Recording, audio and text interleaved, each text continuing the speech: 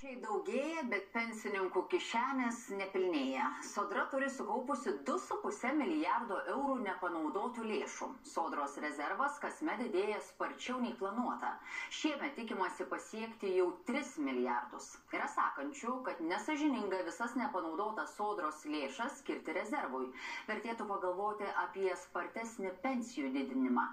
Valdantieji sako, biudžeto deficitas jau ir taip kritinis, todėl jei dar sodros rezervas bus naudojamas, Lietuva pažeis Maastrichto taisykles. Bet opozicija tuomet siūlo pasakyti tiesiai šviesiai, kad valdžia nusprendė valstybės skolas balansuoti dabartiniu pensininkų sąskaita. Gedas Salyga tęsia. Iš visų dirbančiųjų Sodra jau kelerius metus mokesčius surenka daugiau nei išmoka pensijų ar kitų išmokų. Sodroje kaupėsi rezervas. Šiuo metu virš 2 milijardų yra. Sodra informavo, kad rezervė dabar 2,5 milijardo. Pastaruosius 3 metus Sodros rezervas kasmet pasipildo po 0,5 milijardo. Per 6 metus Sodros rezervas padidėjo 13 kartų. Sodros rezervas kaupėsi, nes algos didėja arba naujų darbuotojų atsiranda daugiau nei prognozuota, renkama daugiau mokesčių nei suplanuojama biudžete. O pastaraisiais metais net gerokai daugiau nei planuota. Visada ten įkrisdavo po 100, po 200 milijonų, o paskutinius metus įkrenta po 0,5 milijardo. Šių metų gale Sodros rezervė tikimasi turėti jau 3 milijardus.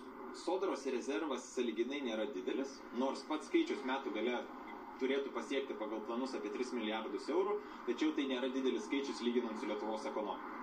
Anot Socialinės apsaugos ir darbo ministerijos, tikslas yra sukaupti tokį rezervą, kiek Sodra išleidžia per metus. Dabar tai būtų 7 milijardai. Keliamas klausimas, ar teisinga, ko ne visus viršplaninius mokesčius skirti rezervui kaupti, užuot sparčiau didinus pensijas. Apie 40% pensininkų skursta, vidutinė pensija vis dar yra žemiau skurdo ribos, pensijos taip pat buvo didinamos panašiai beveik kaip didėja algos, bet vis tiek nebuvo naudojamos visos lėšos, tai būtų gerai tas pensijas didinti sparčiau. Vyriausybė aiškina, kad jau dabar valstybės biudžeto deficitas maksimalus leistinas. Jei dar Sodros rezervo lėšos būtų naudojamos pensijoms kelti, valstybės deficitas jau peržengtų taisyklės. Valstybės skola jau metų pabaigoje turėtų pasiekti arti 30 milijardų.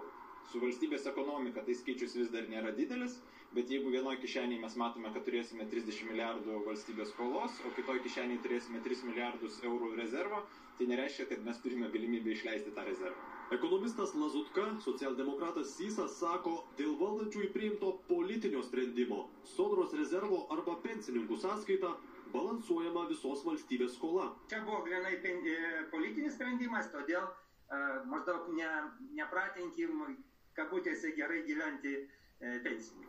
Tiesa, Sysas sutinka, kad Sodros rezervas vis dar mažesnis nei kitose šalyse ir kad rezervą turėti būtina, norint išvengti situacijų kaip prieš 14 metų, kai nebebuvo iš ko mokėti pensijų. Reikia prisiminti, kad buvo krize ir prisimenat, net buvo tokia situacija, kad pensijos vėlavo. Prieš 14 metų socialdemokratų vyriausybė artėjant rinkimams, bet ekonomistams jau perspėjant, kad artėja ir krizė, pakėlė pensijas.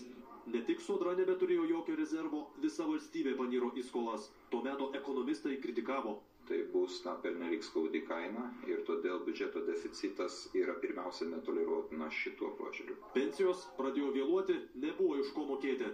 Sodra negali tų pensijų išmokėti. Tačiau Sysas vis tiek sako, kai Sodra planuoja gauti 100 milijonų eurų virš planinių pajamų, reikėtų didesnę jų dalį skirti dabartinėms pensijoms. Pagal šitą įstatymą yra numatyta, kad net 75% galima viršpelnio, taip sakant, skirti pensijų didinimui.